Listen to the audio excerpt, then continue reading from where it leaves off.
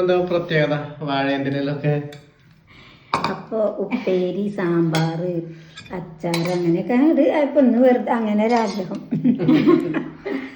സാമ്പാർ ഉണ്ടാകുമ്പോൾ ഇലയിൽ കഴിക്കാനൊരു അതാ നല്ലത്. സാമ്പാർ ഉണ്ടാകുമ്പോഴേ ഇല വെട്ടി പിന്നെ വാഴയിലുണ്ട്. വാഴയില ഇപ്പോൾ ഉണ്ടേനു. കണ്ടപ്പോൾ ഇല കണ്ടപ്പോൾ സാമ്പാറുണ്ടല്ലോ, അപ്പോൾ ഇലയിൽ ചോറുണ്ണാ വിചാരിച്ചു. പിന്നെ വറുത്തരച്ച സാമ്പാർ. എന്നും കണ്ടോ, എന്നും മീനുണ്ടാവും. നമ്മള് മീനൊന്നും ഉണ്ടാക്കിയില്ല, വറുത്തരച്ച സാമ്പാറാണ്. അപ്പോൾ അത് കാരണമാണ് ഇല ഇലയിൽ കോഴിക്കപ്പേരി, അത് അപ്പൂസിന് കിഴങ്ങ് ഉണ്ടാക്കിയതായിരുന്നു. പിന്നെ നാരങ്ങ അച്ചാറുണ്ട്, അത് അമ്മക്ക് കൊടുക്കണില്ല കേട്ടോ, അത് എനിക്ക് മാത്രമുള്ള സ്പെഷ്യലാണ്. പിന്നെ ഒന്നിനും കുറവുണ്ട്, പപ്പടല്ലേ.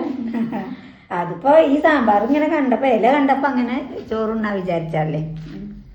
അപ്പോൾ സാമ്പാറും കൂട്ടി ഞങ്ങൾ വറുത്തരച്ച സാമ്പാറും കൂട്ടി ഞങ്ങൾ കഴിക്കാട്ടോ.